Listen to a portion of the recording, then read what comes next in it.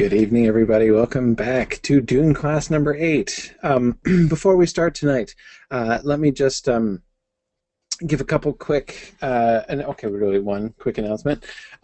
Just wanted to remind everybody that next week's class we are having the second of our sort of bonus classes.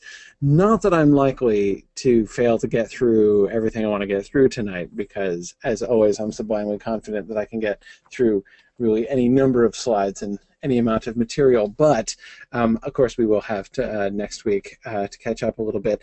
Also, I want to return to a few of the questions. I've gone back and addressed some of the questions that we didn't do before, that I didn't get to in the last time. But I still want to encourage you to send questions and observations to me, things that we could that you would like to discuss, and feel free not just to respond to the themes that that I've been focusing on and those kinds of things, but this is also a great chance for us to talk about things that I've been neglecting. Goodness knows we haven't talked about everything that there is.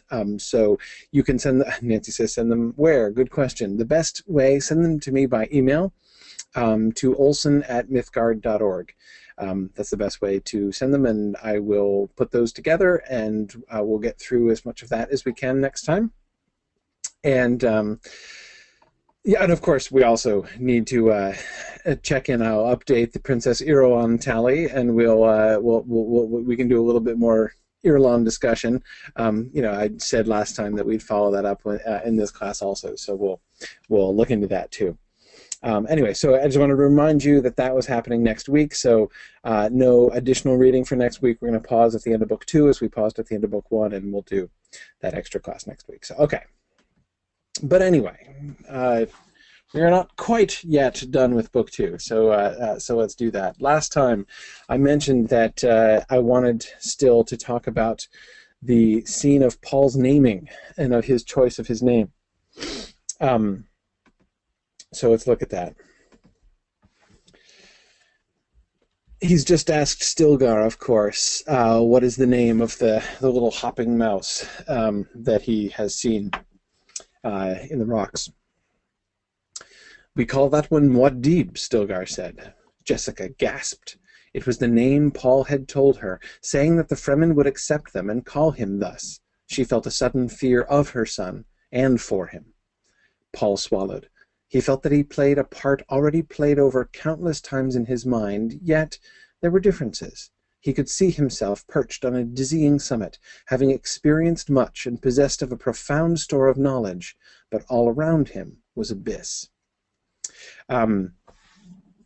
Yes, Nancy, I also couldn't help but think of Turin Turambar. I mean, hey, somebody who is making portentous choices which are likely to lead many other people to ruin, and who gets a whole bunch of names. How could I not think of Turin Turambar? So several things happen here, right? The first thing I want to focus on is Jessica's recognition, right? Remember that he, we saw before, from that final scene that we spent so much time on at the end of Book 1, when his sort of prescient awareness came upon him and everything. But remember the gap that we saw opening between Jessica's comprehension, her understanding, her awareness, and Paul's. How much faster he was going than she was. How much more he saw. And the way that the narrator jumps back and forth from inside one person's head to inside the other person's head really emphasized that, I thought, in that scene, right? When Jessica, when we see what Jessica is thinking, having just seen what Paul was thinking, and then going back into Jessica's head, and it's like, whoa, wow, she's coming up way short in her assessment of what's going on with Paul here. And here again, we can sort of see that gap, right? Like he of course is not shocked that, does this suggest that she still had doubts or reservations? He told her, they're going to call me Muad'Dib, right? My name is going to be Muad'Dib. We're going to find a place among the Fremen, and they're going to call me Muad'Dib. And now, when this happens, when Stilgar says the name Muad'Dib, she gasps, my goodness, like it's the prophecy come true. And that there seems to be you know, you know, a sincere element there of, wow, he really can see the future, that she didn't really seem to buy it. Remember the sort of the way that she has sort of maintained, well, I don't want to say maintained authority over him. Remember the end of that chapter when he was digging her out of the sand and everything, when she calls him into the tent and like makes him do practice again, makes him do exercises on the muscles of the hand and everything. You know, there's this way in which she asserts or reasserts or attempts to perpetuate the relationship of teacher and student with him. Right, you know, she is the teacher, he is the student. You know, he needs to review his lessons. Now she's really confronted by the fact, okay, actually, you know, he is really seeing beyond me.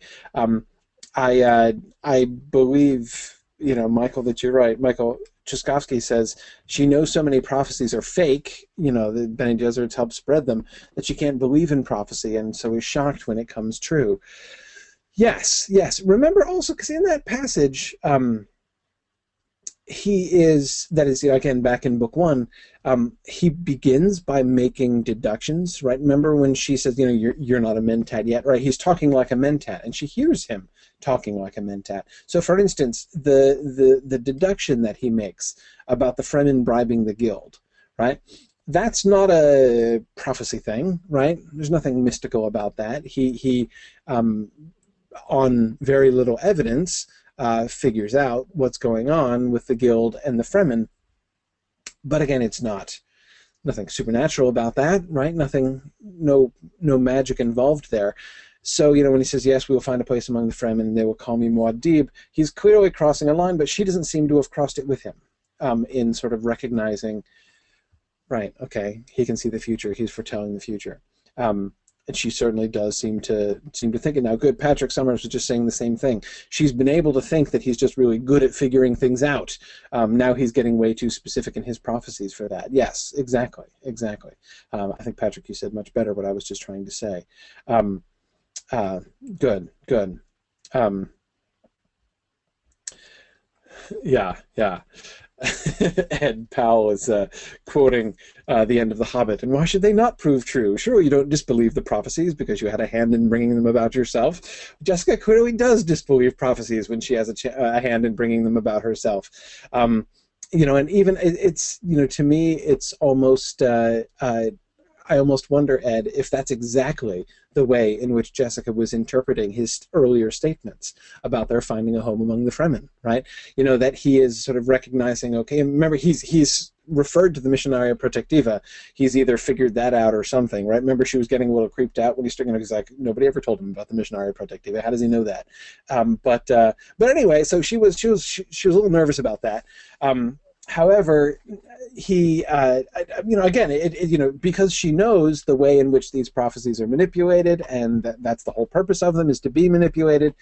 Maybe she has convinced herself that he just means he's just sort of speaking with confidence that we're going to succeed in doing this, because that's their plan, right? Their plan is to insinuate themselves among the Fremen, and her personal plan is to capitalize on the work of the Missionaria Protectiva in order to insinuate them among the Fremen. So probably that's what he was talking about, right? He was sort of you know, asserting the plan rather than prophesying the future.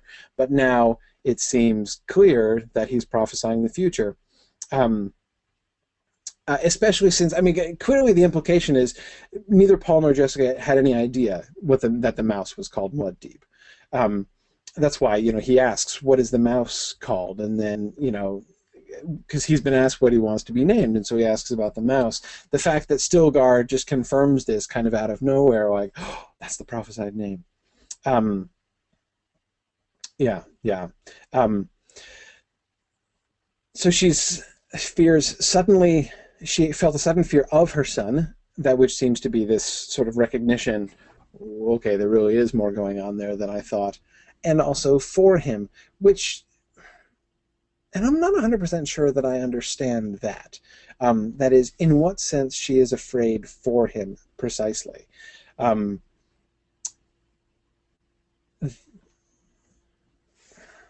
and I say I don't understand that. I mean, her being afraid for her son doesn't seem like a very cryptic thing. But when I say I don't understand it, what I mean is I don't fully understand exactly what Jessica's level of recognition is here. We know, and we'll come back and talk about that in a little bit, that obviously she lacks the foreknowledge that Paul has about the jihad, right? You know, what he fears, what he sees coming and is afraid of. You know, what he sort of fears for himself about is this future that is coming, you know, this terrible purpose that he's trying to thwart. She doesn't understand that at all. So we know she doesn't understand that. There seems, though, in the context here to be more in this than simply, you know, she's afraid that he's going to get killed. You know, he just survived the fight with Jameis. There seems to be more to it, you know, than that. Is she afraid that he is going to sort of lose himself within this, the panoplia propheticus, you know, within this, you know, within the role, you know, that he is going to play the role of, I don't know. I'm not 100% sure. Brandon Lovesey says maybe she's afraid of him getting too comfortable with the Fremen. Yeah, possibly. Though her fear for him seems to be explicitly connected to his prophetic vision here. That's sort of what she's gasping about in the immediate context of this paragraph. But the other thing I wanted to focus on in this passage, of course, is Paul and sort of what this means for Paul. There is, of course, you know, a sort of cause and effect here, or you know, to what extent was Paul ignorant? You know, he claims not to know what the mouse was. I think there are two ways that we could read this. One is that he knows he's going to be named Muad'Dib, and so he's just fulfilling, you know, there's kind of a cause and effect here. As, you know, Brandon Lovesey said earlier on, my question with this is, did Paul choose this because of what he had foreseen, or was it destined that he would choose it and that's why he foresaw it? Exactly. That I think is definitely an open question here. Is Paul just playing the part here? Like, they're going to call me Muad'Dib, so now it's time to do the Muad'Dib thing. So tell me about the mouse. Oh, it's called Muad'Dib. Who knew? Okay, yeah, I'll take that, right? I mean, that's one way. Now, obviously, I did that very flippantly, which presumably Paul wouldn't be doing it flippantly here. But this is one option, right? Well, one option is that he is playing the role, right? He knows that he's got this is going to happen, and so he's just doing it out. It's also possible, I incline towards another reading of this passage, and that is that Paul is attempting to escape his destiny. I suspect that Paul doesn't know that the mouse is called Muad'Dib. He knows that what the sort of the signification of Muad'Dib is the one who points the way, right? That's what he said. That's how he explained Muad'Dib. You know, he says, "They shall call me Muad'Dib," back in book 1 when he's prophesying it. He knows that it's associated with the North Star in Arrakis, but but I'm not sure that he does know that the mouse is called Muad'Dib, that that's where the name comes from. So I sort of wonder if he is asking about the mouse in an attempt to thwart the prophecy, right? How about that mouse? That's unlikely, right? Surely that's in a different, you know, mouse, that's very non-jihad-like, right? I mean, when you think mouse, you don't think massacre of billions, right? So how about we name me the small and inoffensive mouse, right? I mean, you know, I get it. I'm sort of exaggerating his mentality here, but maybe you know, it seems to me quite likely that that's the direction of Paul's thought, right? How about the little mouse? What's that called? And Stilgar says we call that one Muad'Dib. Jessica gasps and Paul swallows, right? And it's like, oh, Of course, the mouse is called Muad'Dib, naturally. Um, um, so anyway, that's my own inclination, is to sort of take it that way, that this is not him playing a role like Jessica. Remember, Jessica's purpose with the Missionaria Protectiva is, she sort of knows the script. At least she knows the script that was implanted by the Bene Gesserits, and she's trying to play it out, right? She's trying to play the role in order to convince them, that they should take them in. Paul is not trying to play the role, right? He is, if anything, trying to resist the role, sort of. Well, I want to be looking at that. Several of you are pointing forward to him, the way in which he attempts to thwart it. We'll look at that in more detail here as we go, because I think this is, to me, the most. To me, this is the most important thing that happens at the end of this book. There's lots of other really crucial stuff. There's other really interesting stuff. But for me, what I am really fascinated in is where Paul ends up. I am not sure. I kind of suspect that the turning point of the entire book happens here. The critical moment, the point of no return, happens here in this section before we get to book 3. So that's what I really want to focus on here. But anyhow, okay.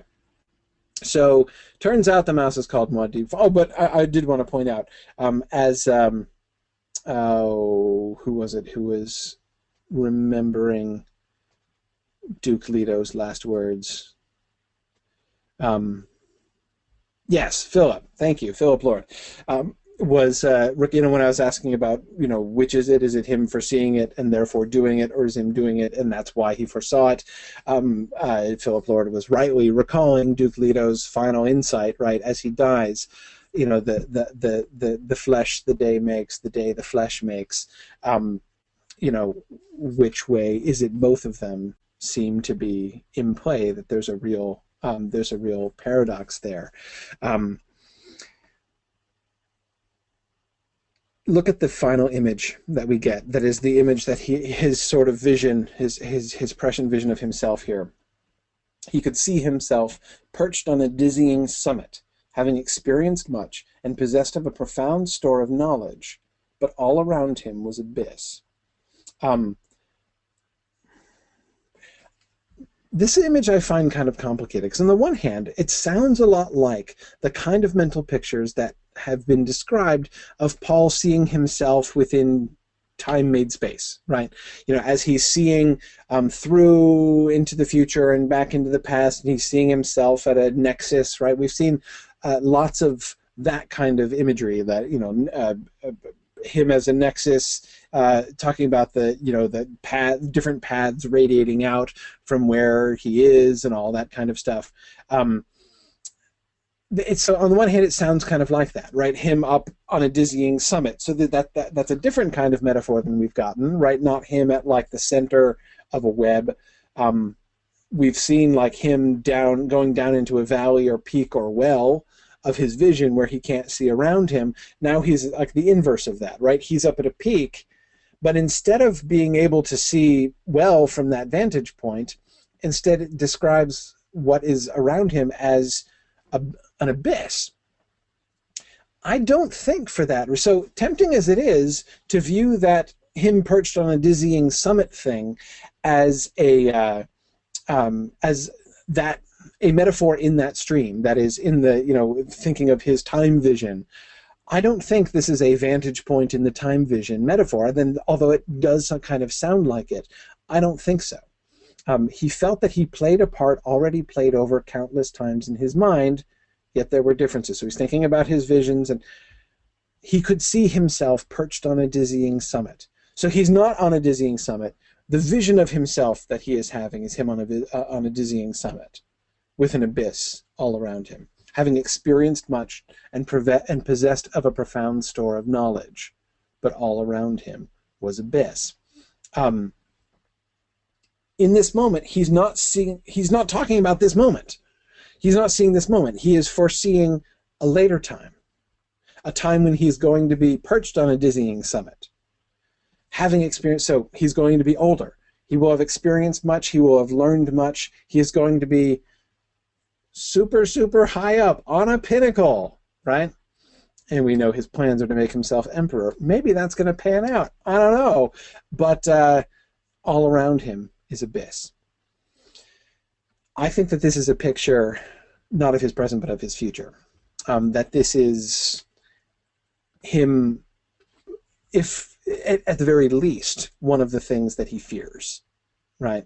That if he achieves this pinnacle, if he climbs up onto this pinnacle, if he is lifted up onto this pinnacle, there's going to be nothing around him but abyss. Does this mean that he will have escaped the abyss? Does this mean that he, instead of looking around and seeing the world stretching out around him, or the worlds stretching out around him, he sees abyss? Does that mean that, he will, in order to get to that peak, have to see everything else destroyed? Yeah. I mean, that seems to be connected there. That's certainly how I take the implications of this. That abyss is, I do not take that as, again, another metaphor for his, not being able to see the future. Because, again, I don't think he's describing those undulations in time that he describes in other places, the waves and troughs. I think this is a vision of his future. Yeah, as Tom says, it's an image of profound isolation and loneliness. Yes, it is, and that's the irony, right? Perched on a dizzying summit, he is, king of the world, right? And yet profoundly isolated and alone. But again, it's not just about but I'm going to be really lonely. It's lonely at the top. Clearly, it's more than that, right? Around him is an abyss. What implying that, at least, and I'm thinking this, of course, with all the references to the jihad that he sees coming, that he sees himself, as the instrument of, all around him was abyss in the sense of destruction that he has brought about, that he has been involved in. And this is, of course, where his mind goes right away. And again, he remembered the vision of fanatic legions following the green and black banner of the Atreides, pillaging and burning across the universe in the name of their prophet Muad'Dib. That must not happen, he told himself. Is that the name you wish, Muad'Dib? Or, is that the name you wish, Muad'Dib? Stilgar asked. Notice how you can read that either way, that sentence, right? As if he's addressing him as Muad'Dib, as if it's a done deal. Hey, Muad'Dib, do you wish the name Muad'Dib? Oh, that's what I thought, right? Or, I love the way that sentence is sort of implies its own fulfillment. I am an Atreides, Paul whispered, and then louder. It's not right that I give up entirely the name my father gave me. Could I be known among you as Paul Muad'Dib? You are Paul Muad'Dib, Stilgar said, and Paul thought, that was in no vision of mine. I did a different thing. But he felt that the abyss remained all around him. Okay, so he's got to prevent the jihad, right? He can't just go along with his vision. He doesn't want to just go along with his vision. This, I agree with several of you who were pointing to this before, seems to be pretty clear evidence that he's not just playing up to the prophecies, right? I think you should name me Muad'Dib because, that's what I foresaw that, so let's make that happen. He wants to prevent what he foresees, right?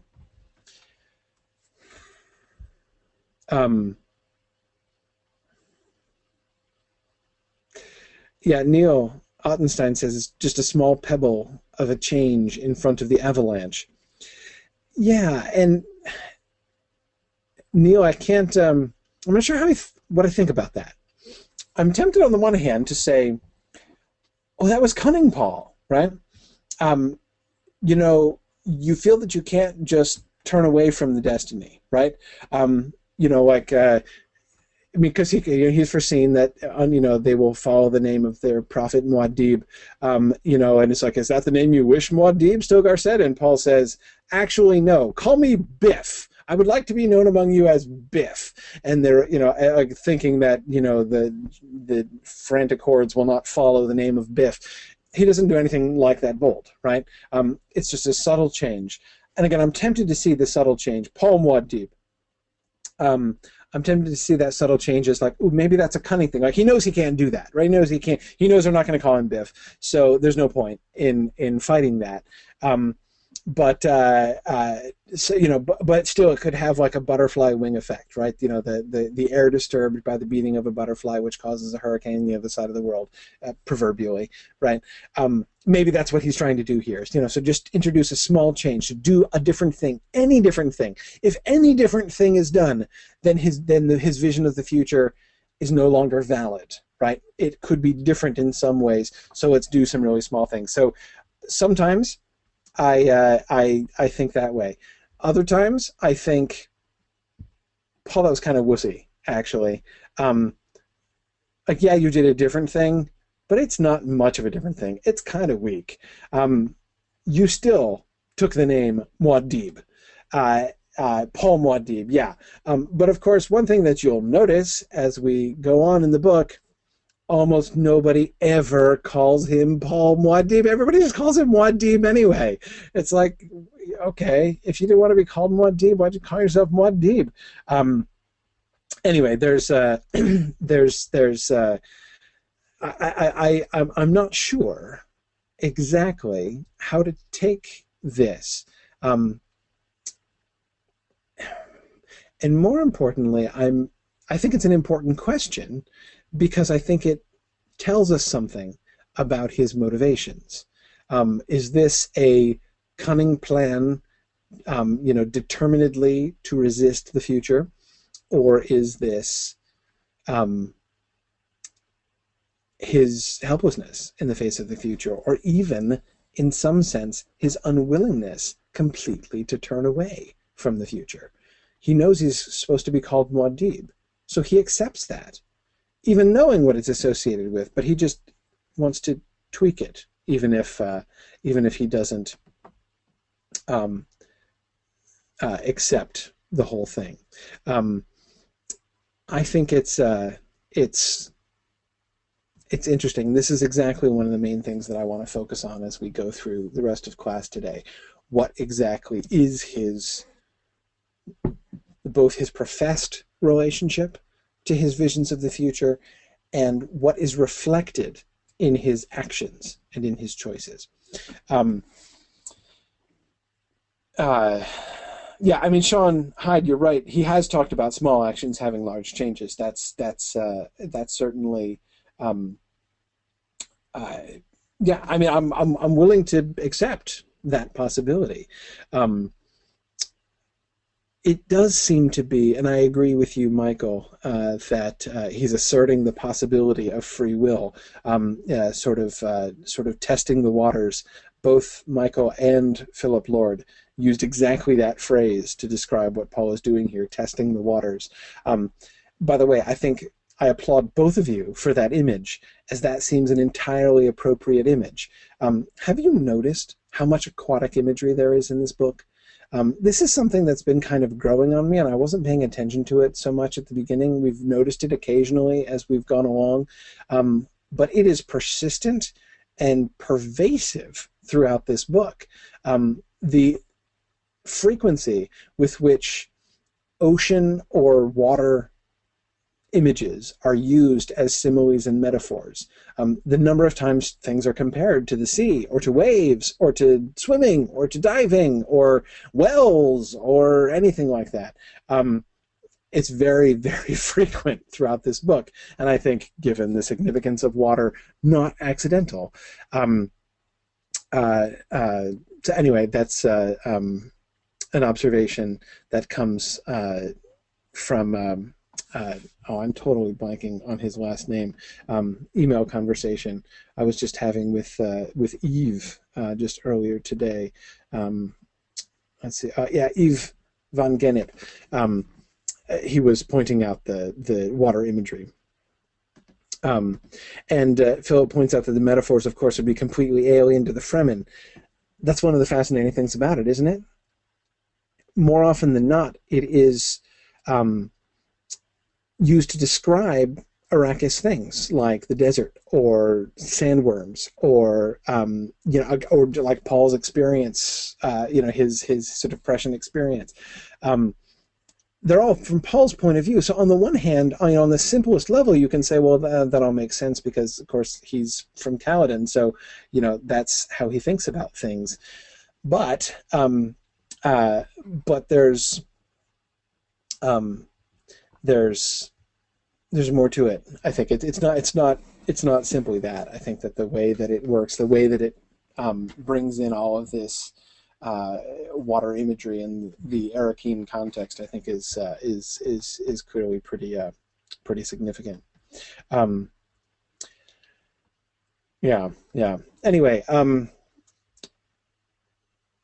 but I am to stop talking about the metaphor, Philip, that you and Michael used, and instead talk about the substance of what you were actually conveying, that Paul is testing the waters. He is experimenting to see if it is possible, or to what extent it is possible, to deviate from what he foresaw. Perhaps, again, if so, I can't help but think it's a slightly timid experiment, but, that might be me judging too harshly. Yeah. Rachel Draper asks the excellent question: have we seen any examples so far of him actually changing anything drastic with his decisions? No, I don't think we have. I don't. Yeah. Nancy says, so he remains foreign even as he's getting to know Arrakis better than, well, anyone. Yeah, but I think it also works on several other levels too. I think of it, to me, it even seems cumulatively to have the kind of effect.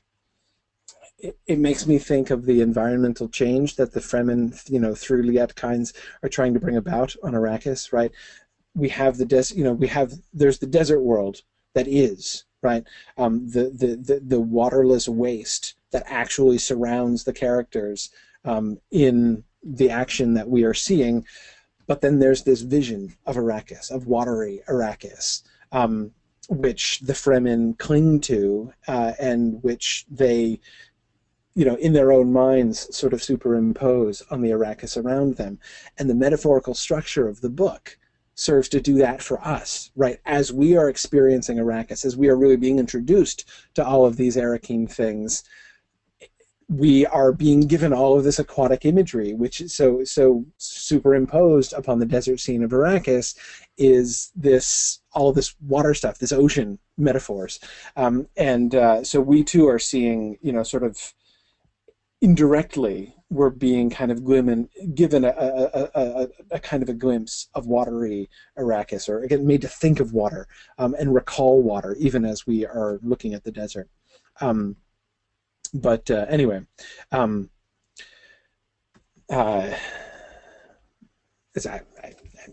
didn't mean to talk about that, but there we are.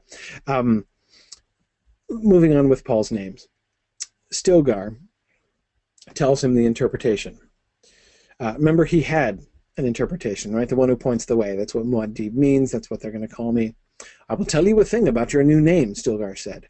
The choice pleases us. Muad'Dib is wise in the ways of the desert. Muad'Dib creates his own water. Muad'Dib hides from the sun and travels in the cool night. Muad'Dib is fruitful and multiplies over the land. Muad'Dib we call instructor of boys. That is a powerful base on which to build your life, Paul Muad'Dib, who is Usul among us. We welcome you. Powerful base on which to build your life, base of the pillar. So here are the things that Stilgar says they associate with Muad'Dib, and this is all interesting because we've not heard this, right? Paul either didn't know this or didn't reveal it about sort of these other associations with Muad'Dib. I think that, one thing that one sort of trend that it shows is, he said, we will be, accepted among the Fremen, we will find a home among the Fremen, and we see that seems to be one implication of Muad'Dib, right? You will be thoroughly integrated, you will become wise in the ways of the desert, hiding from the sun and traveling in the cool night. but then we have the fruitfulness multiplying over the land, instructor of boys. You shall, many shall come to follow you. You shall be, your presence among us will be fruitful. You shall be the instructor of many. And of course, yes, Philip, he is going to be a pillar, like the pillar of fire and pillar of cloud. He is the base of the pillar, the foundation of the pillar. Presumably the pillars that will guide them.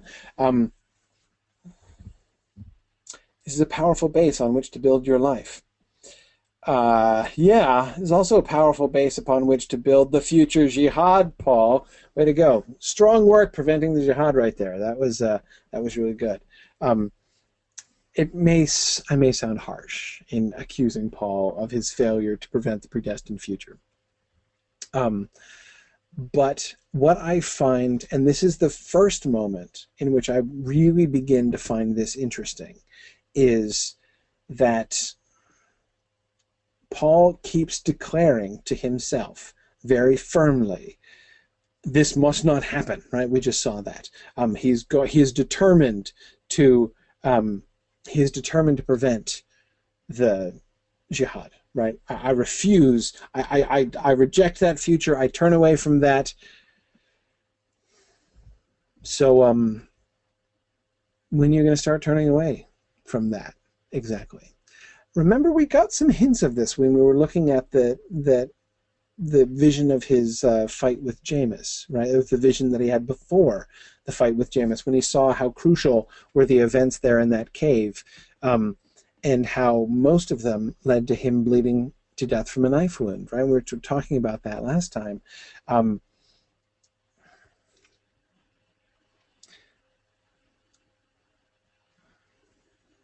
Again, it's going to sound harsh.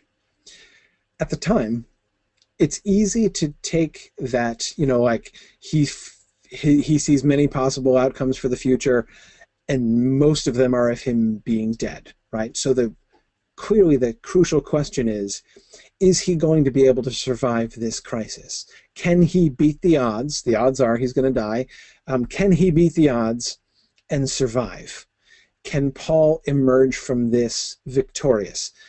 Victorious in his fight with Jameis, more largely victorious in his struggle to survive and find a place among the Fremen. Is Paul going to win? Okay.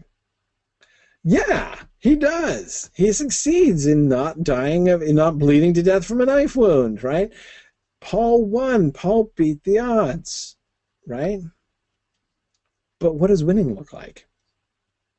Beating Jameis is what he had to do to gain acceptance among the Fremen and his mom, right? This was the challenge. Jameis's challenge was the thing that was standing in the way. Stilgar's ready to accept Jessica, right? Ready to believe. Jameis refuses, right? Jameis is standing up against it. If Paul loses, then not only is Paul dead, but Jessica is going to be rejected as well. That's the law, right? Right, exactly. As Gerald Michael says, Paul victorious is the path to the jihad. Exactly. Yeah. What does winning look like? Right? Yeah, he survived. Yes. By winning that battle, he confirmed Jessica's place.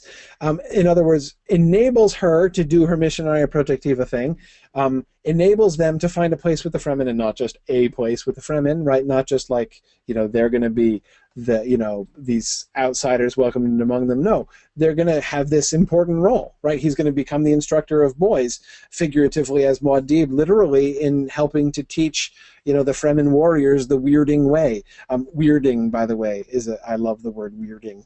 But anyway, so again, it's not just that they're going to be able to be safe from the Harkonnens, they're going to be taken in and not killed out of hand. This is clearly the path to the jihad. He knows this. He sees this.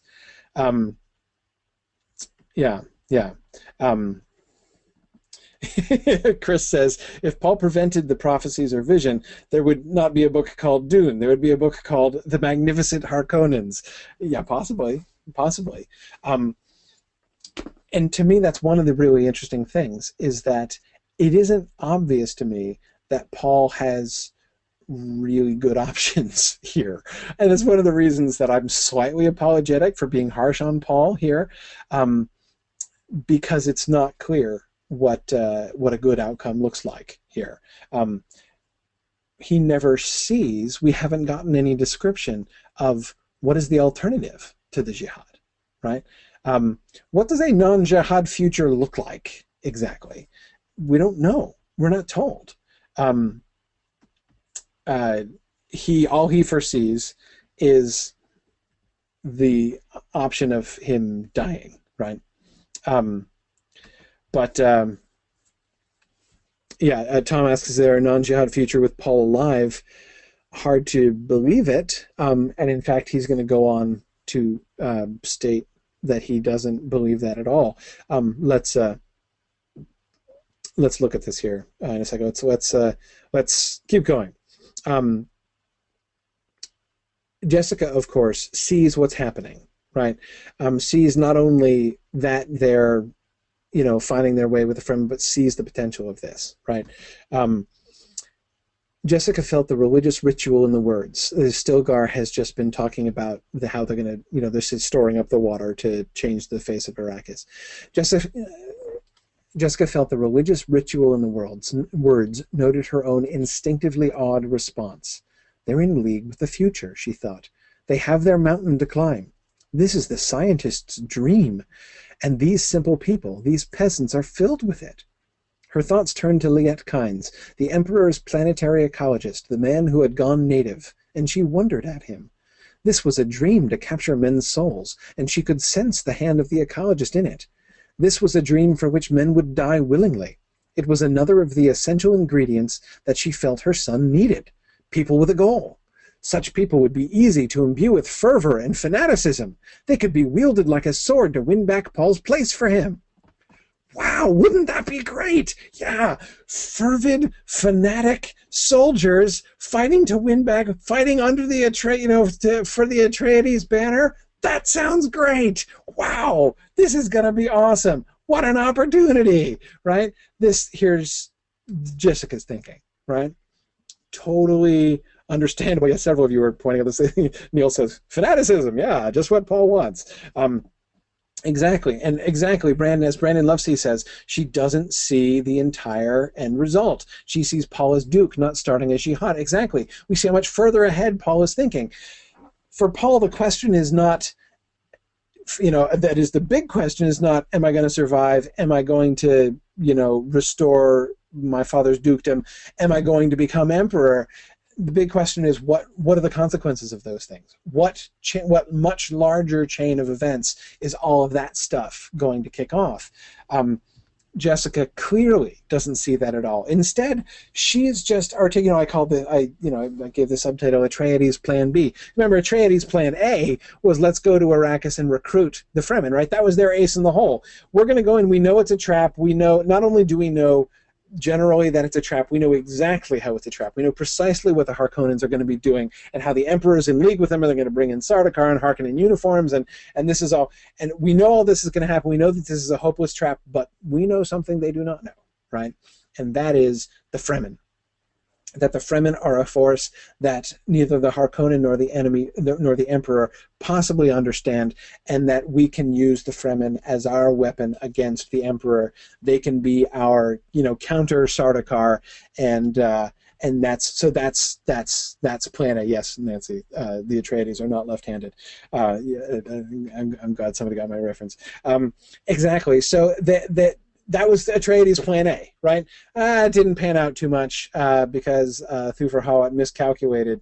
Oh, he ever does that. Thufir Hawat miscalculated how many they were going to bring in, so it didn't. Plan A didn't pan out in time.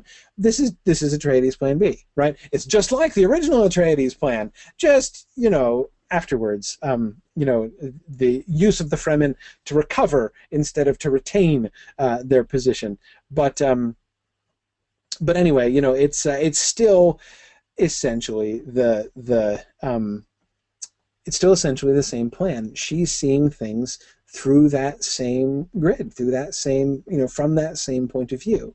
And we can see, having been inside Paul's head, we can see how limited her view is. Nancy Fosberg was pointing out that wonderful line here about the Fremen being in league with the future. Nancy, one of the things that I think Herbert does so well in this book, it's one thing to write a book about prophecies, right? About somebody who has visions of the future and struggling with those visions.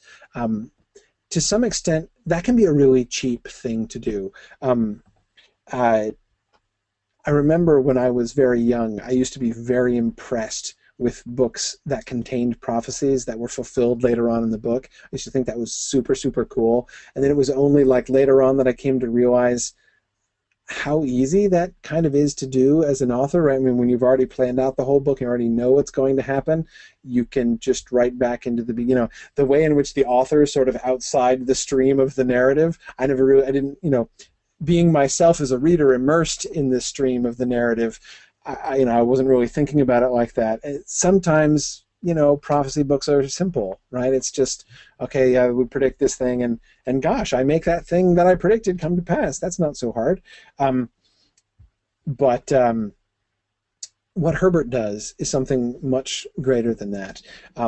He really brings into question what is the relationship between present and future. It invites us to, like Duke Leto's final insight, final thought, the way that he plants and invites us, not only, he doesn't just show us Paul wrestling with his visions of the future.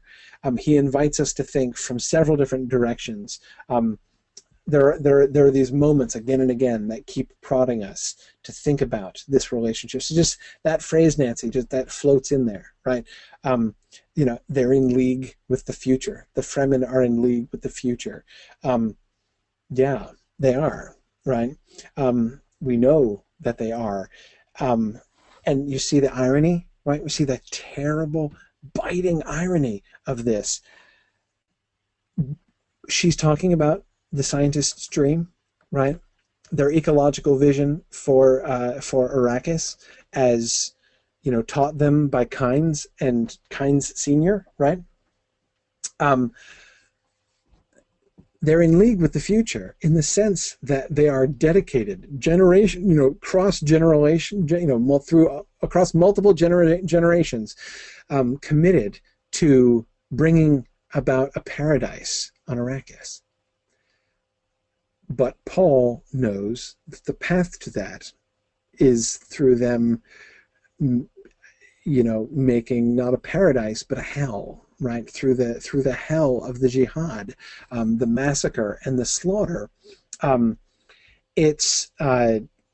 yeah, they're in league with the future, but it, is the league that the Fremen have made with the future a devil's bargain, right? Paul sees that it is, feels that it is. And yes, Philip, you're right. You see it coming the whole time. And I go back to an observation that we made, something we were joking about in the first couple classes, about the non-spoilers, right? How not only is almost everything that happened revealed to us in advance, the one possible exception to that being Jessica's parentage, right? But not only is it revealed to us, it's revealed to the characters, right? Everybody in the story knows what's going to happen in the future. And it's a story that invites. This is why I think seeing this story simply as Paul rising to power, right? This is all an upward trajectory book. This is a victorious story of Paul Muad'Dib. It never feels like that, I think, because we are being invited to look at this not only from multiple different points of view as the narrator jumps from one point of view to another with very little direction and very little sort of fanfare. But nevertheless, but also we're also invited to see it, again, not just through different grids, but from wholly different vantage points, whether it be from the vantage point of somebody like Jessica, looking forward here in the moment pragmatically, or from Paul, who's seeing things in his prescient vision, or from Princess Irulan, who's writing about this all as history, right? Anyway,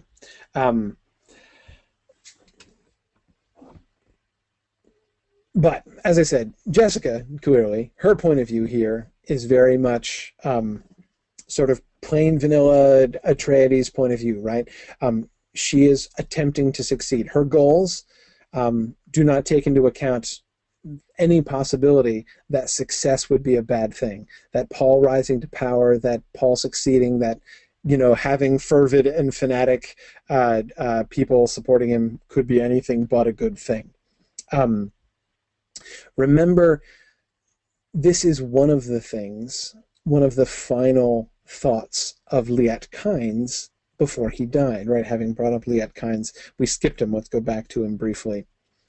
Kynes saw the hawk move. Interesting, isn't it, that it's hawks that are closing in on Kynes and threatening to start pecking him and eating him alive before he dies. Kynes saw the hawk move. It approached his hand, a cautious step at a time, while its companions waited in mock indifference. The hawk stopped only a hop away from his hand. A profound clarity filled Kynes' mind. He saw quite suddenly a potential for Arrakis that his father had never seen. The possibilities along that different path flooded through him. His father had just been outlining exactly the plan which Jessica sees in fulfillment, right? You've got to recruit them. You've got to make ecology a religious duty among them. Kynes Senior is in a quasi Bene Gesserit kind of way that is like the Bene Gesserits. Kynes Senior is outlining this plan to manipulate the superstitions and the religious fervor of the Fremen in order to get them to embrace the ecological vision, right? But then Kynes here sees this other possibility, which his father then utters, or the shade of his father, or the hallucination of his father, the projection, perhaps, of his father, projection from his own mind. No more terrible disaster could befall your people than for them to fall into the hands of a hero, his father said. Yes, exactly.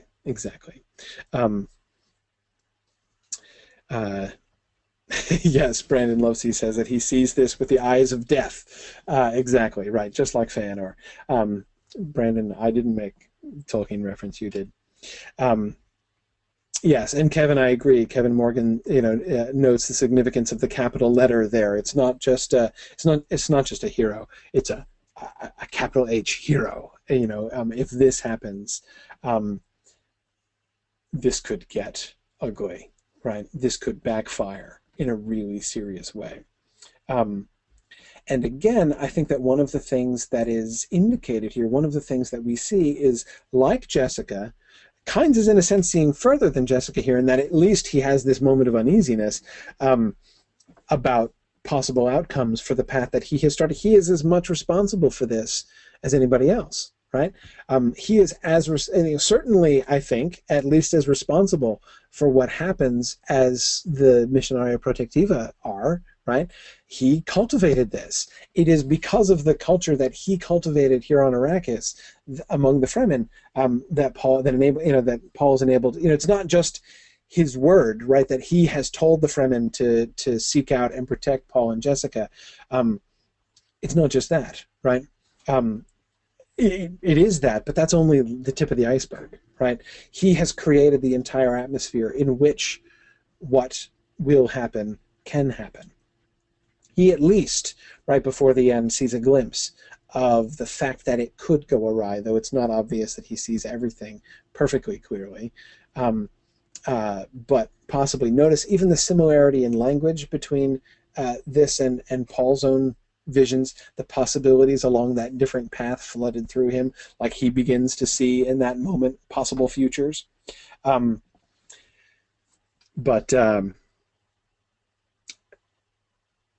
Yeah, so he at least sort of gets a hint of it, but he doesn't, he certainly, at the time he was doing it, did not see that there could be this kind of this kind of a downside.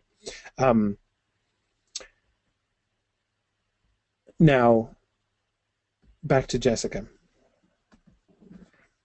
She heard approaching footsteps, turned to see Paul come out of the cave's depths, trailed by the elfin-faced Cheney. There's another thing, Jessica thought. Paul must be cautioned about their women. One of these desert women would not do as a wife to a duke. As concubine, yes, but not as wife. Then she wondered at herself, thinking, have I been infected with his schemes? And she saw how well she had been conditioned. I can think of the marital needs of royalty without once weighing my own concubinage. Yet I was more than concubine. Exactly, Kevin. Kevin Morgan is recalling, of course, just as I was, the infection. That word infection kind of jumps out at you, doesn't it? He was infected by terrible purpose. When? When was he infected by terrible purpose? Right after, right, exactly, Brennan. Right after the Gom Jabbar, right? That is, it's this Bene Gesserit thing, which leads to that moment when he's infected with his terrible purpose, and now we have her doing a kind of Bene Gesserit political manipulation thing, right? She's thinking, in practical terms, in political terms, like a Bene Gesserit should, and talking about being infected by his scheme. So that it's what it's working the other way now. Chris says that his scheme seems an odd choice. She seems to be the one scheming. Yeah, no, I mean, she's referring, of course, explicitly to the scheme that he's already told her about, aiming at the throne. His plan to make himself emperor, which seems a little crazy, right? I mean, at least one would be forgiven for thinking that was a little insane. The whole okay, so we've lost our entire dukedom and we're on the run and we're just trying to save our lives, but not my plan now is not just a plan for survival. It's not just a plan for the restoration of the Atreides. It's a plan to seize the emperor, the throne. I'm gonna seize the imperial throne. Instead, I'm all in on this survival thing. It's a pretty grandiose scheme. She was not at all sure about that plan at first, right, when Paul outlined it. That's clearly what she's referring to, like, oh, I was resistant to the whole emperor scheme. Now, I'm going along with it, I guess. But again, Kevin, I come back to that word infection, right? That seems an awfully conspicuous word in this instance. In what sense is she infected with his schemes? And I don't know. I think that she is.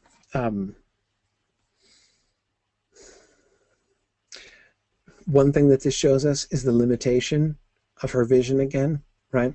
Have I been infected with his schemes? Lady, you're not thinking like he is right now. If you thinking this way, you're going along with him, like, yes, Paul has these big plans about making himself emperor and stuff. Which, remember, he mentioned the fact that the emperor has no sons and only daughters. So clearly, a part of that emperor scheme is going to have to be him marrying marrying into the imperial family. But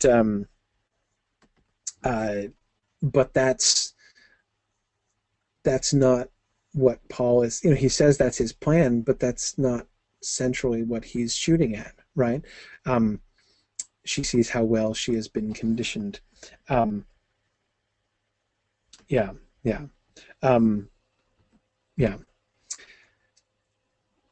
But she sees the path, right? The path to victory, right? That would be a win, right? Paul not only surviving, not only recovering the Atreides honor and position, but becoming emperor. That would be a description of victory, clearly, obviously.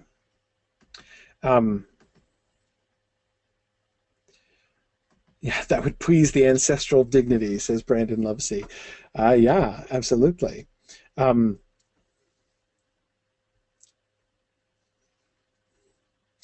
but Brandon, only if he puts the head of the bull and the portrait of the matador up in the imperial dining hall. That's what has to happen.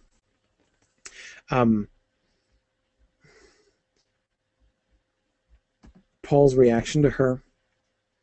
This is Paul has just taken the balisette and sung that love song to Cheney. Kevin thinks it should be the head of the Baron. Yeah, that would work.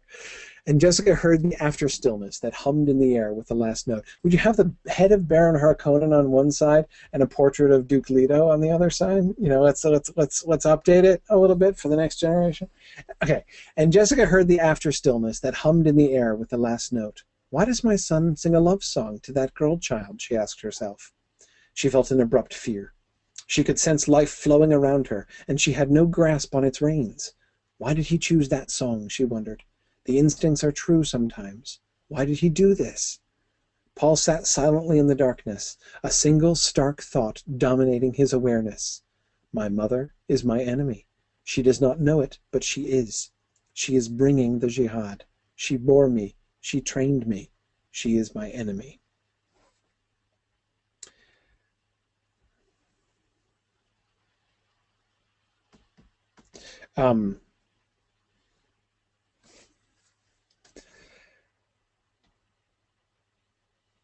One thing that I find really striking here is what seems almost to the reader a non sequitur, right? Paul takes James's balisette and he sings a song, and you know, it's a love song, and Jessica is thinking about marriage alliances and concubinage and the Fremen women, and needing to caution Paul sooner rather than later about the Fremen women. And she asks these, why did he choose that song? Why did he do this? And then we shift back to Paul's awareness, and I feel the sort of implications of, or rather, I feel the expectations aroused by ending the paragraph with those questions. Or that we're going to get the answers when we switch to Paul's mind. Why did he choose that song? Why did he do this? Paul sat silently in the darkness, thinking of the reason that he chose that song, right? Not that he would say that, but we'd get the reason, right? And instead, what's going on in Paul's mind has nothing to do with love songs, it seems, right? Doesn't seem at all obviously an answer to that question. Why did he do this? My mother is my enemy, right?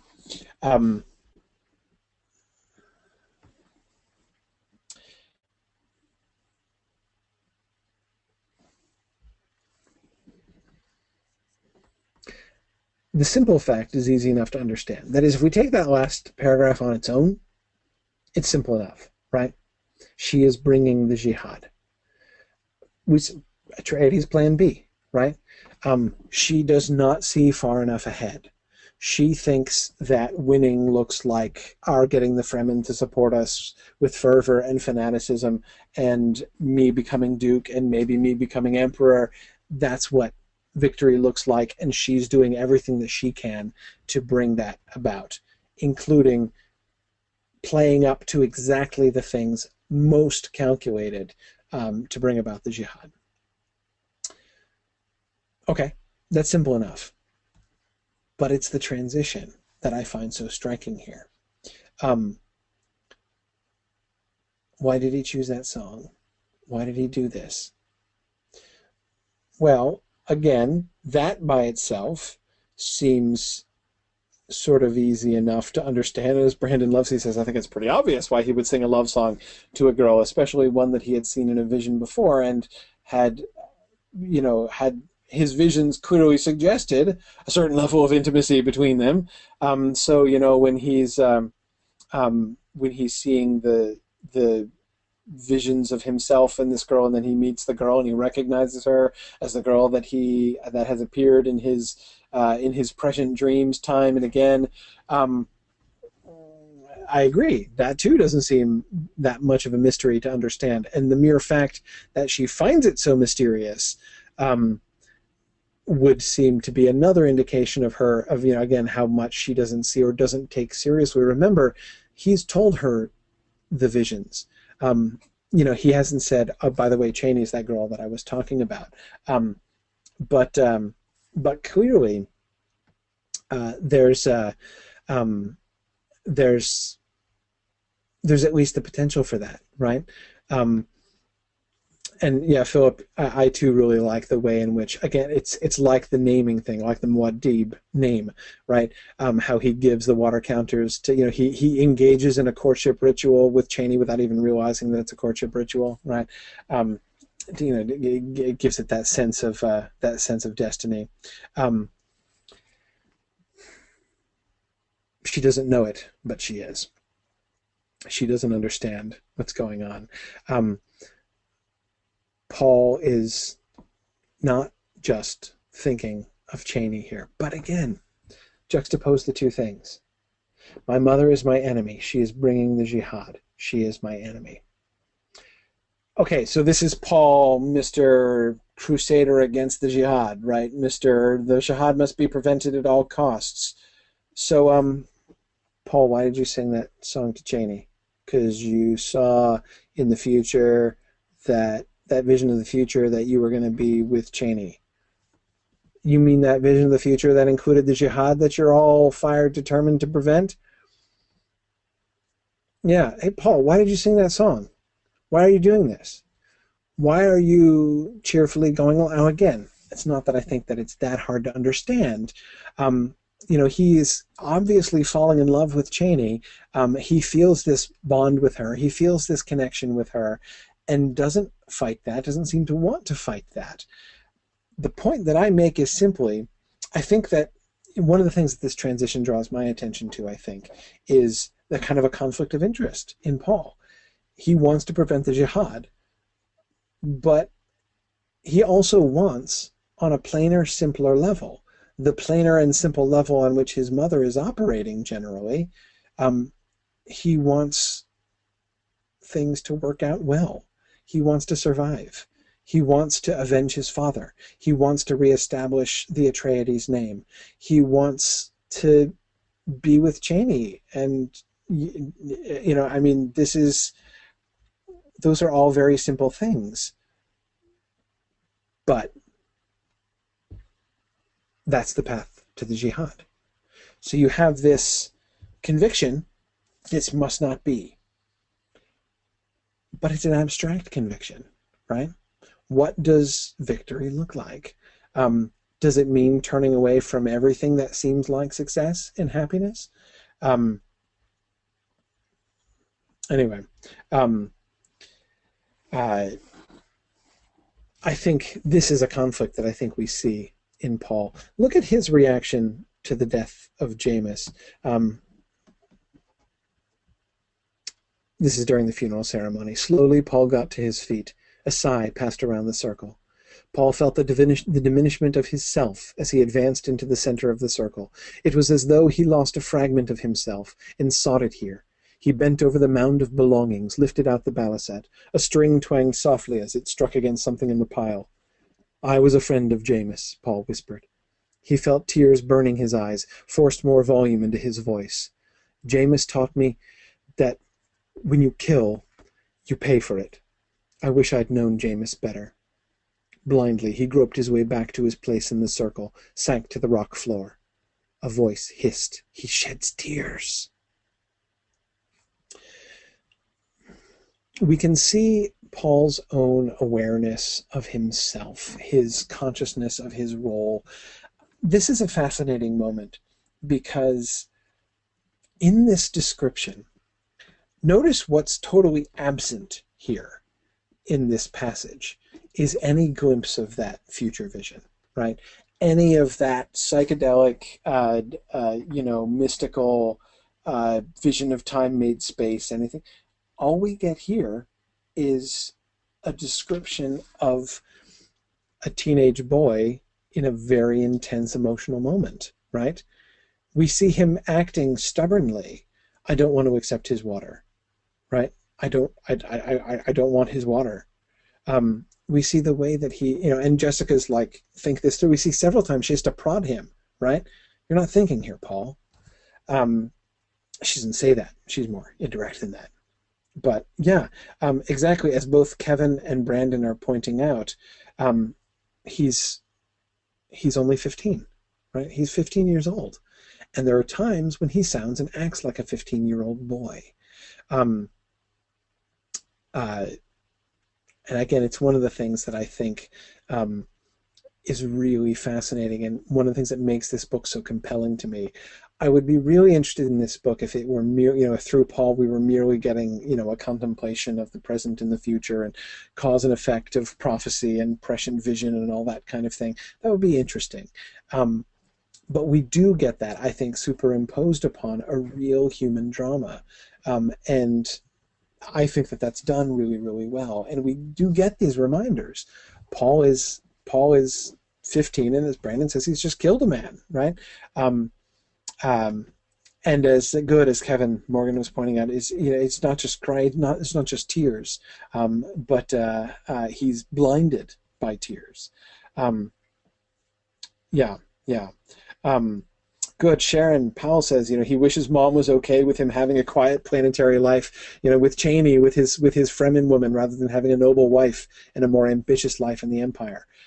Yeah, there does seem to be, he wants that. He wants to be with Cheney, despite the consequences, in several ways, right?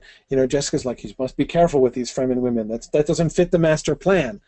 But of course, Paul has another level on top of that. Like, yes, there's his desire to be with Cheney, and there's the master plan about being emperor, which, by the way, was his plan, not hers in the first place. But then he's like, no. But the master plan doesn't fit the master plan. If the master plan is to avoid the jihad, none of that fits into the master plan, right? So we see all of these different levels, but yet we don't lose sight of this, of Paul's tears burning his eyes,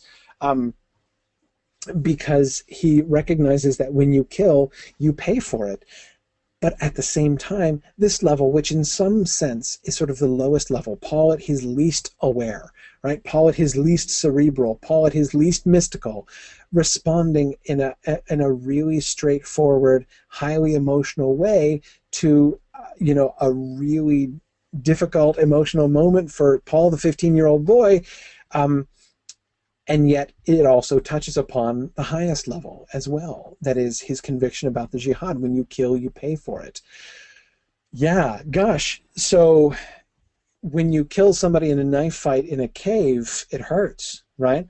If you become emperor by setting loose the jihad to slaughter billions around the universe, that would be like, I don't know, being on a high pinnacle full of knowledge and experience and surrounded by an abyss or something, right? When you kill, you pay for it. But I agree, Patrick. Patrick Summer says Paul is not plotting or worrying about destiny, just about the human cost of his action. Yes, and that's also the level, it seems, that informs his highest level. His desire to prevent the jihad is one of the most appealing things about Paul. I think it's one of, Paul's greatest redeeming features, and it does seem to be rooted in this kind of level of human experience, right? He's been trained as a killing machine, trained by Duncan Idaho and Gurney Halleck, trained by his mom in the weirding way of battle. He is a killing machine, but he learns that when you kill, you pay for it. He is not going to become the monster that his mom is briefly concerned that he's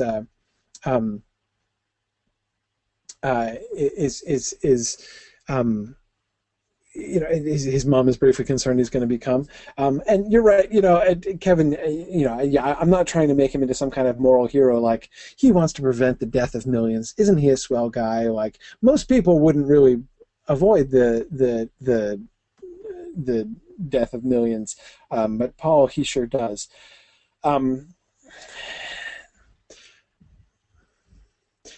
But yes and no, I think, Kevin. That is to say, yeah, I agree that most people wouldn't like just go out and recreationally kill millions of people. But in Paul's position, again, remember what's at stake here, right? You've got all of these other pressures: the pressure to survive, the pressure to avenge his father, okay, what does success look like? What does victory look like, right? If you knew that you could only survive, if you knew that if you survived, the consequence of your own survival is going to be the death of millions of other people that you don't know, that's different, right? If you, and especially if you can convince yourself that it might not be true. Or, hey, look, you're the good guys. You're the Atreides. Remember, you're the Atreides, and the Harkonnens are the bad guys, right? They are the bloodthirsty squeezing of the populace, massacring of folks routinely and not caring. They are the bees to the rabbits, child molesters on top of everything. They are the bad guys. And the Sardaukar are pretty mean too. So we're going to destroy them because we're the good guys. And some people are, but you can't make an omelet without breaking a few eggs, if you know what I mean, right? His conviction to say it's not worth it, right? He knows the plan. He knows Atreides plan A. He knows Atreides plan B. He can see the whole thing. He has a strategy. The way he sort of recruits kinds and everything. But that's something I think that's really still a really compelling choice that he has to make. And this seems to me the crux of what he's torn between. That is torn between his desire for all of these things which on the surface seem not only understandable but quite admirable. The Atreides plan with the Fremen, Atreides plan A, sounded awesome. Didn't it sound awesome? I mean, what's not to like about Atreides plan A? I mean, yeah, you can object to some of the language, like we must use these Fremen as a weapon. Like, that sounds kind of cold and heartless. But come on, they're the champions of the underdogs. They're not only the underdogs, they're like the underdogs who support the underdogs. I mean, the Fremen have had it bad, right? And the Harkonnens have been awful to them. So talk about a win-win situation, right? They can come in, and the Harkonnens, who are very evil, they can defeat the Harkonnens, so the good guys can win. And in doing so, they're also liberating the Fremen. The Fremen have been squashed, and they deserve better, and this is awesome, right?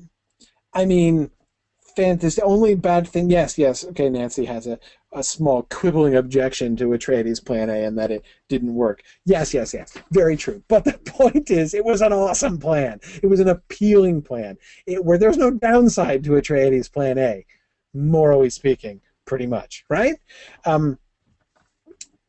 Paul, and there still seems to be no downside to Atreides plan B. I mean, wow, that's an even better story, right? From like missing and presumed dead and outcast in the desert to emperor, and still setting the people free. And hey, you're also going to be working to support the Arrakeen ecology plan, right? We're going to make a paradise on Arrakis, and it's going to be awesome.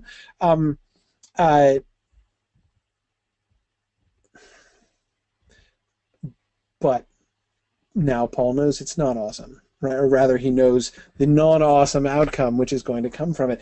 But that tension, what looks like a good plan, right? What seems from every angle to people who don't see what Paul sees, who are unaware of that terrible purpose, pushing towards the jihad.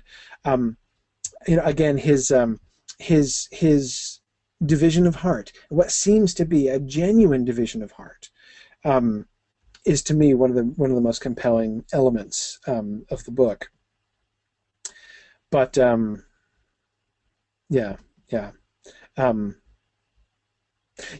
says you don't become emperor and walk away with clean hands in any society. It's always a messy business climbing the mountain of power. Yeah, exactly. Which is, I think, one reason why many remember even Duke Leto, who was Mr. Atreides, right? I mean, he was Mr. Atreides' code and honorable to a fault, right?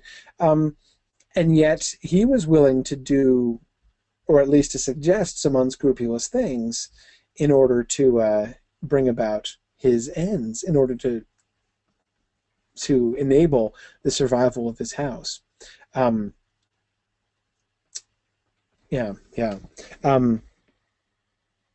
Let's keep going. So here's Paul after Jameis's water ceremony, and he's in the cave with the water, with the underground lake. I have seen this place in a dream, he thought. The thought was both reassuring and frustrating. Somewhere ahead of him on this path, the fanatic hordes cut their gory path across the universe in his name. The green and black Atreides banner would become a symbol of terror. Wild legions would charge into battle, screaming their war cry, Muad'Dib. Great, so the good guys win, and the consequences, the good guys become bad guys, right? The green and black Atreides banner becomes a symbol of terror, as Duke Leto foreboded, remember, in some of those Duke Leto scenes we were looking at earlier. It must not be, he thought. I cannot let it happen. But he could feel the demanding race consciousness within him, his own terrible purpose, and he knew that no small thing could deflect the juggernaut. It was gathering weight and momentum. If he died this instant, the thing would go on, through his mother and his unborn sister. Nothing less than the deaths of all the troop gathered here and now, himself and his mother included, could stop the thing. So notice now he sees it going on without him. Even his own death now is not going to end it.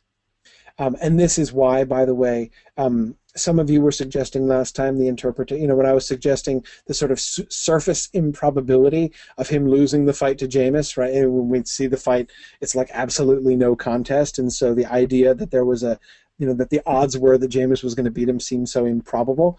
And a couple of you were suggesting that it was him dying of a different knife wound at a later time. And there are several candidates for that. There are several potential knife wounds that could fit that description later on in the story.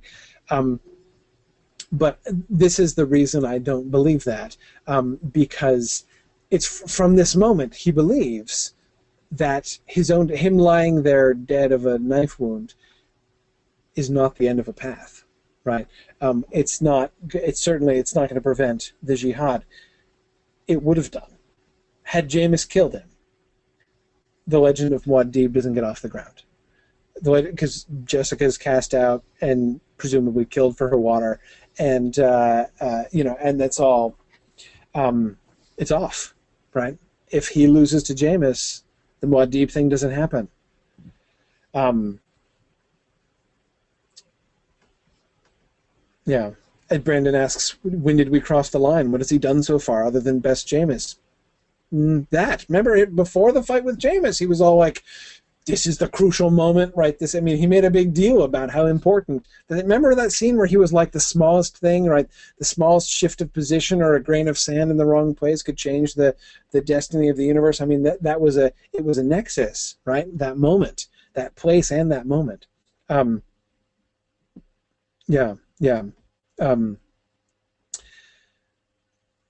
Yes, good. Philip Lord is pointing out now green being the color of mourning, right? Yeah, we didn't know that before because it's a Fremen thing. When we were looking at the green and black standard of the Atreides, it has a different significance now, right? It's the green of mourning. So green and black in that sense. The Atreides flag is looking doubly mournful now, isn't it? Okay, so what are his options? What does he do? What can he do? Look at here towards the end of Book 2, Chani's insight, and Paul sees her sort of, in a sense, sort of a stand-in for the Fremen, or rather he sees her insight here as indicative of the kind of sort of low-grade prescient insight that the Fremen in general seem to have. There's something frightening in you, she said. When I took you away from the others, I did it because I could feel what the others wanted. You press on people. You make us see things. He forced himself to speak distinctly. What do you see? She looked down at her hands. I see a child. In my arms. It's our child. Yours and mine. She put a hand to her mouth. How can I know every feature of you? She, too, has had visions, has had dreams of him, right? She, too, knows him and recognizes him from her own, apparently less detailed visions of the future. She doesn't seem even necessarily to understand that, but notice how she's talking about his effect on people. You press on people, you make us see things. She says she took him away from the people, from the others, for that reason. I did it because I could feel what the others wanted. Presumably, what I take her as meaning there is that she believes they wanted to see things, right? They are wanting the visions that he will bring them. And she is resistant to that in some sense. Does this suggest that Cheney too has some vague sense of foreboding, right? That the relationship between him and the people who would follow him fanatically, the people who seek to be made to see things by him, who desire to embrace the vision and the visions, or like the vision that he gives them in more than one sense, right? That he is bringing them, that she feels some resistance to that or concern about that, and desires at least to postpone it. But she herself sees a vision of them, themselves, of them together, of the two of them. And she seems, I don't know, she seems to want that too. She's not taking him away from the Fremen, she's taking him to herself.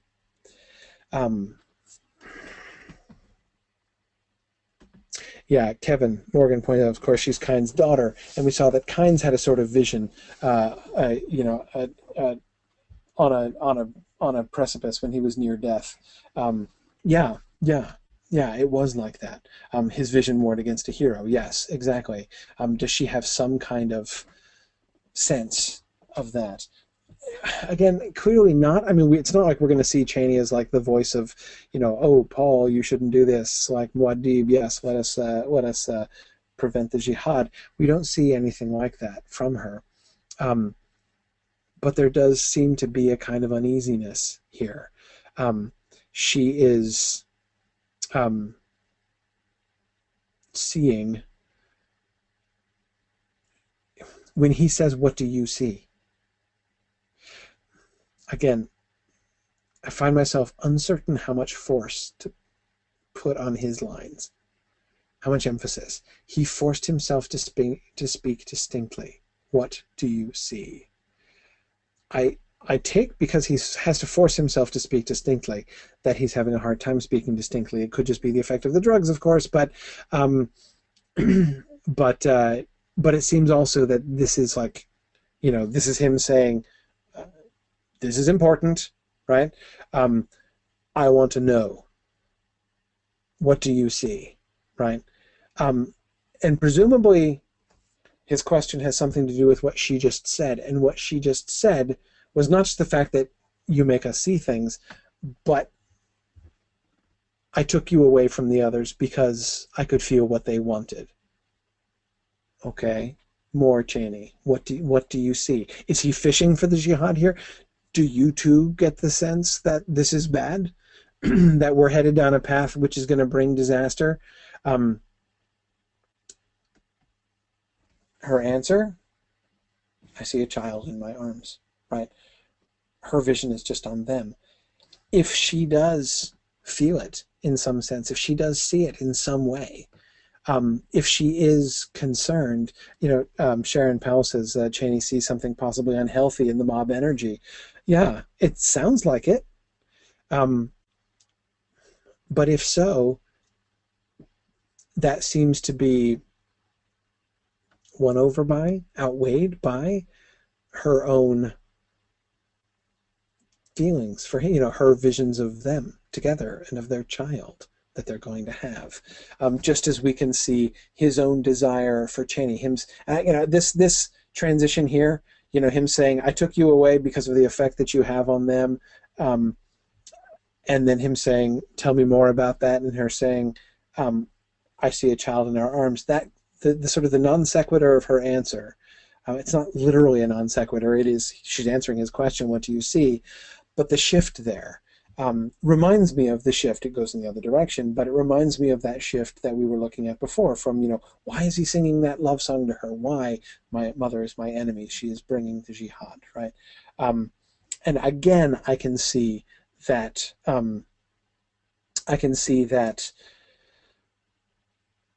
tension, that conflict in Chani's mind as in Paul's, between, on the one hand, I get the sense that something is going on here and it makes me a little uncomfy. I'm not sure this is a good idea. So rather than let it happen, I took you away. But yet, I want the future visions to happen. I embrace that. I see you and I see our child, and I want that to happen. So I don't oppose the future because I want that. And again, we see Paul, "I've had visions of this girl and I'm singing her a love song now. I'm totally anti-jihad, but I'm kind of pro-Chani," right? But anti-massacre, pro-girlfriend, right? I mean, that seems like a pretty standard 15-year-old kind of outlook, perhaps. But again, that's exactly the point. The conflict between Paul as prophet and the moral imperatives that vision, that prophetic vision brings, and Paul as human agent. Okay.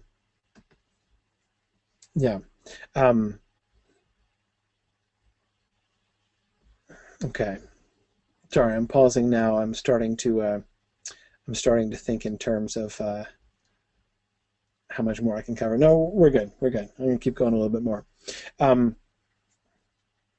Back a little bit now. Right after they've just left let me actually go back a second. I wanted to interpose this because I wanted to look again at that conflict, but no, not here.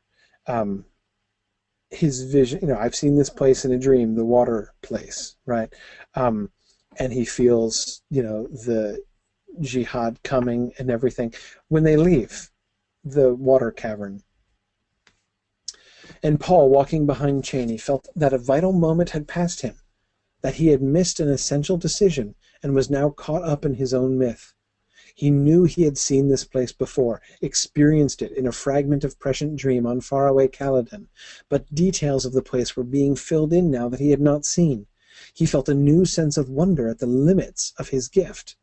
It was as though he rode within the wave of time, sometime in its trough, sometimes on a crest, and all around him the other waves lifted and fell, revealing and then hiding what they bore on their surface. Right, there's a sense in which you can't actually see farther from the crest than from the trough. That's an illusion, right? When you're in the trough, of course, all you can see are the two waves next to you. But when you're up on the top, all you see are what's on the top of the other waves right around you. You don't see what's in the other troughs around you, right? So really, yeah, you can see further when you're on the crest, but your vision is still really pretty limited, right? Through it all, the wild jihad still loomed ahead of him, the violence and the slaughter. It was like a promontory above the surf. Exactly. Look at it. Yes, Kevin and Brandon and Michael, Philip.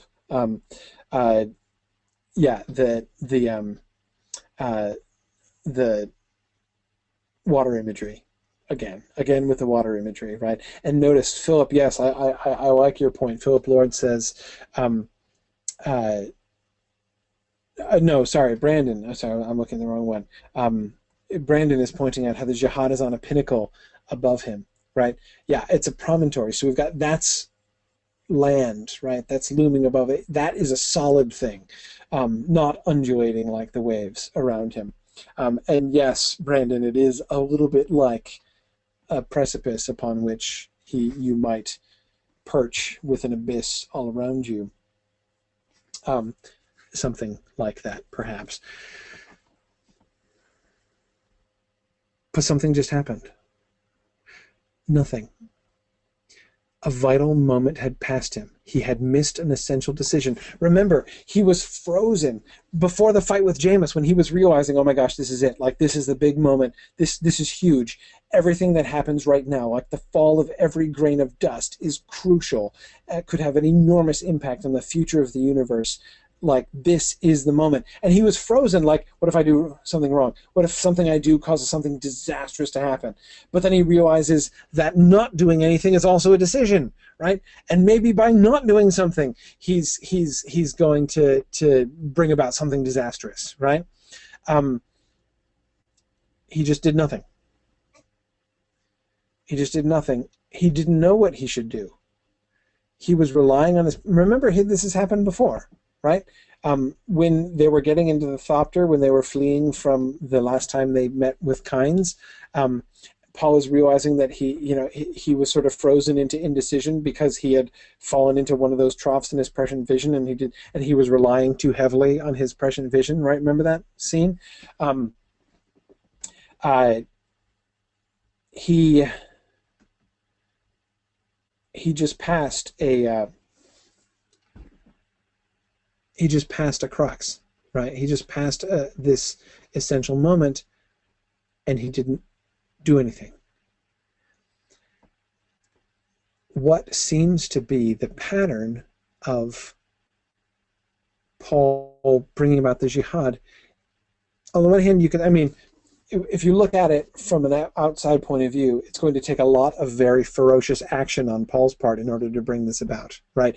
I mean, we still have the whole rags to riches story to go through, right? I mean, we still have the big underdog story, the rise to power that's going to need to happen, and that doesn't happen by accident. You gotta put in a lot of effort to go from desert refugee to emperor. But within the framework of Paul's vision, it's not activity that leads to it; it's inactivity, right? If you just let it happen, if you just let that terrible purpose carry him along, it's to the jihad that it will carry him. If he's determined not to let it happen, he needs to act. And he hasn't acted. He didn't act. I love the fact Herbert doesn't say what he was supposed to do. How was that supposed to go differently? What, back in the cave with the water, what action was he supposed to take? He doesn't know. It's not even like he's kicking himself like, oh man, obviously that was so dumb, I should have done this. He doesn't know what he should have done. He just has the sense that he should have done something, and he didn't. And now that moment is past him and his path is chosen. Remember what he just said, like, now if we all, if unless every single one of us here dies, including, Paul and Jessica, it's going to go on, right? He can't change it now, even through his personal death. So what was it he was supposed to have done? We don't know. We'll never know. It doesn't ever say what it is. Here's, at the very end of book 2, this vision that he sees of himself and of his future. When he's there, he's in the, he's there with Cheney. It's after the ceremony with, he has the water of life. So he's full of this incredible, bigger spice high than he's ever been on before. He held himself poised in the awareness, seeing time stretch out in its weird dimension, delicately balanced yet whirling, narrow yet spread like a net, gathering countless worlds and forces, a tight wire that he must walk, yet a teeter-totter on which he balanced. On one side he could see the Imperium, a Harkonnen called Feyd-Rautha, who flashed toward him like a deadly blade, the Sardaukar raging off their planet to spread pogrom on Arrakis, the Guild conniving and plotting, the Bene Gesserit with their scheme of selective breeding. They lay massed like a thunderhead on his horizon, held back by no more than the Fremen and their Muad'Dib, the sleeping giant Fremen poised for their wild crusade across the universe. Paul felt himself at the center, at the pivot where the whole structure turned, walking a thin wire of peace with a measure of happiness, Cheney at his side. He could see it stretching ahead of him, a time of relative quiet in a hidden siege, a moment of peace between periods of violence.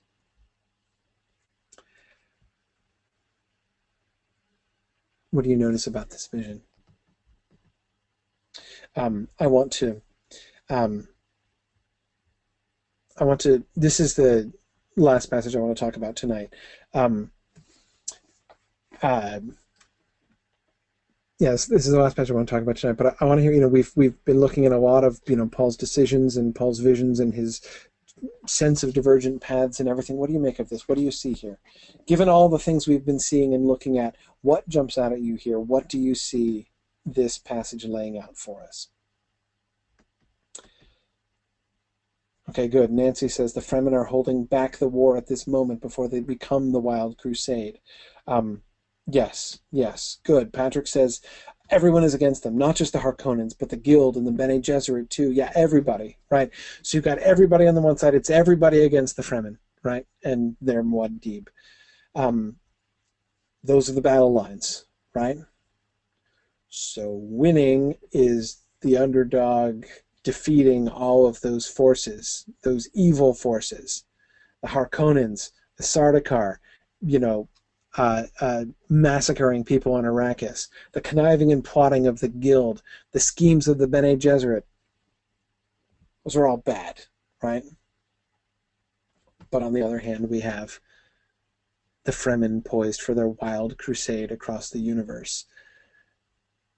The underdog good guys trying to win and yet possibly ending up doing more harm.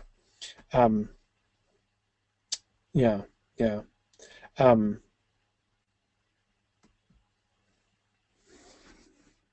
Good, more.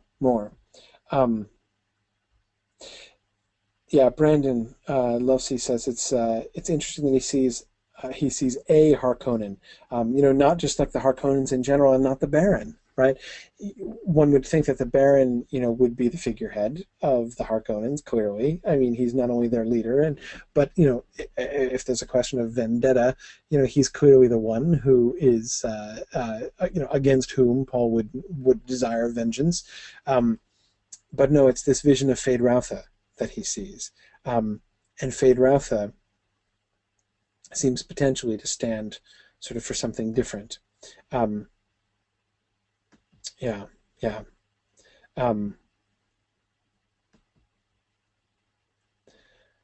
Good. And Kevin is pointing out how the blade is specified, flashing toward him like a deadly blade. Yeah.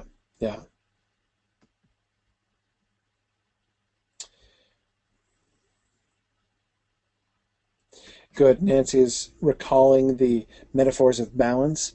You've got the tight wire and the teeter-totter, the thin wire. It suggests the possibility of falling into the abyss, Nancy adds. Yes, I think so. That's the other thing, isn't it, about that image of him on the pinnacle, right, with the abyss all around him? It's also, that image makes it sound kind of precarious. It's not just like, here I am on my chair and there's an abyss all around me and I'm lonely. There's the loneliness element, but that's not it, right? It's there is that sense of precariousness, like he himself could fall into the abyss. At the time, it sounded a little bit more like that pinnacle would be him at the top, him being emperor, and the abyss is the jihad that he's brought about, the ruin and the death that he has brought to the universe by winning, right, by coming into power. But here we see he thinks there's still a path that this could be avoided if he can walk the tight wire, right? If he can retain his balance. He's at the center. He's the pivot where the whole structure turns.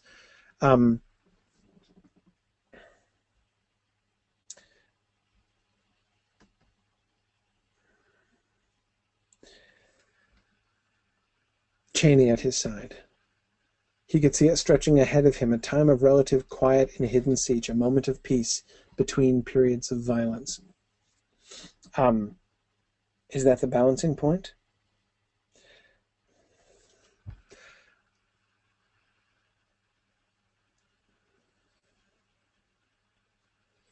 This seems to me to come back to this question that we've been looking at with Cheney, with the love song passage, this conflict between his personal desires, or to put it differently, between those visions of the future that he associates with his own personal happiness, which is chiefly embodied in Cheney, right, and their relationship. She is the Sihaya, right, the desert spring. It's a beautiful image. I love that nickname that he has for her. It's just, it's the word and its significance are just gorgeous. It's a beautiful thing, right? Totally understandable.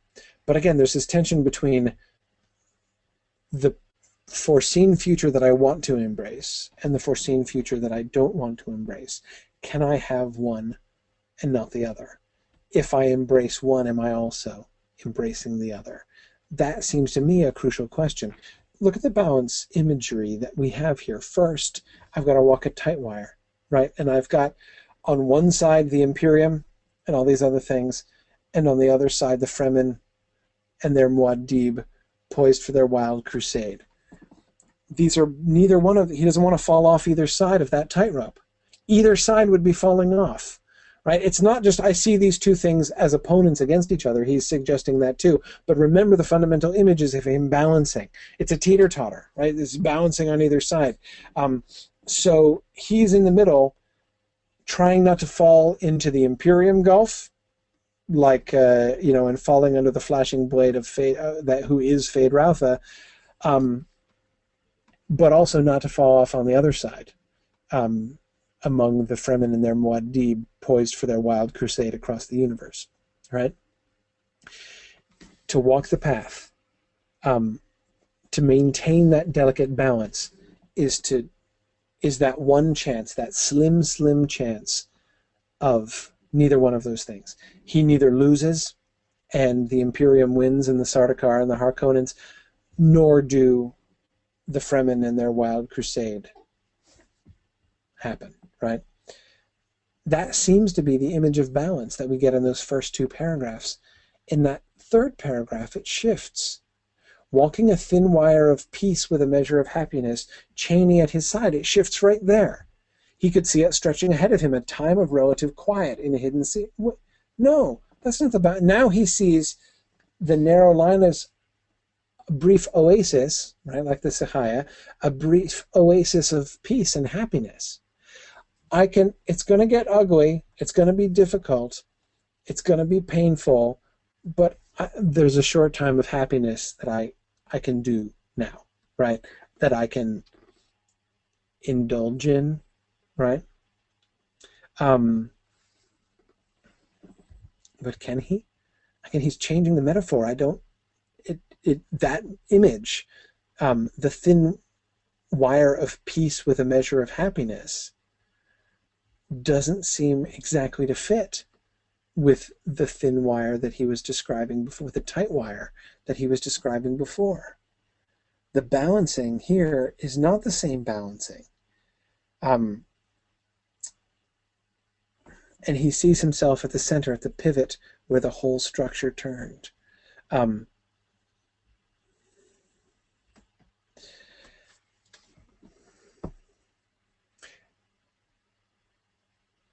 I don't think that book 2 ends with a resolution. I don't think it's obvious at the end of book 2,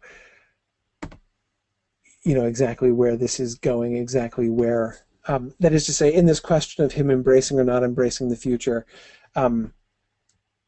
his path in relation to these paths that he's seeing, his desire to prevent the Jihad, Atreides' plan B, all these other things, his paths are not yet, we don't yet know exactly what he's going to try to choose or if he's going to be successful in choosing something else. But I do think we're left with this doubt, with this uncertainty. Is Paul already too late?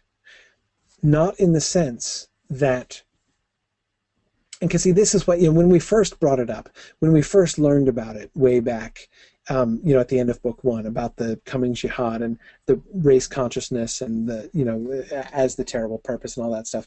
The initial question was, is it fated? Can he do anything about it? Right? Does he really have choice, or is it just destined? Is it totally beyond his control? That no longer feels exactly like the question. Now it seems at the end of book 2, the question is, has he already decided? How single-minded is Paul's desire? Just what is Paul willing to do to prevent the jihad? Or again, as the question I've been asking throughout the class, what does victory look like? It's not, if that tight wire between the two, if that balancing act falling off neither on the one side or the other, if that is an image of victory, an image of the one narrow, tiny thread, the one, most of the paths leading out end in one abyss or another, but there's like one small, narrow path that leads out of the abyss, past the abyss, over the abyss, right, with the abyss on either side. What does that path look like? And notice in that last paragraph, suddenly that path to victory looks like a time of peace with Cheney. Let's just be happy for a while, right? I'm going to have a relationship with Cheney. We're going to have kids. Has he made a choice through inaction? Did he miss it? Has he already fallen off the tight wire? And he hasn't yet realized it? Not because it's impossible, not because there is no path, not because free will is impossible, but because he's already chosen, or he's already, through inaction, chosen, even without fully knowing that he chose or what he chose. He certainly, at the end here, seems to be choosing these human things, right? Seems to be choosing in alignment, in very understandable alignment with his desires, right? His desire, not just his desire for Cheney because she's cute, but his desire for peace, his desire for a home, his desire for, peace with a measure of happiness. Is that so wrong? No. But the consequences might be jihad. We'll see. Let's keep following this as we move forward. Now, several of you have noticed and pointed out that there are a bunch of things we didn't talk about today. We didn't talk about Jessica. We didn't talk about Nancy wanted to talk about the Fen rings. We didn't talk about them. We didn't talk much about Phaedratha and the Harkonnens. I would like to do that, certainly. So I welcome questions about those things. If there are particular things that you would like to talk about, or particular questions, or if there's stuff that you really want to talk about Jessica and the Reverend Mother, about Baron Harkonnen and the Fen rings and Phaedratha, totally welcome that. Make some suggestions. I really enjoy it when you guys suggest topics and take our discussion in particular. I mean, obviously there are some things that I'm really interested in tracing as we go through the book, things that I think are really important, and the stuff that I find really fascinating in this story. But I really love talking about stuff that you guys are interested in too. So do make sure to send me some emails about that, and we'll see if I can do a little bit better this coming Q&A time than I did last time. Anyway, thanks very much, everybody. I will let you guys go. So I'll see you next week, and don't forget, Olsen at mythgard.org. Send me your questions for next time. Thanks, everybody. Good night.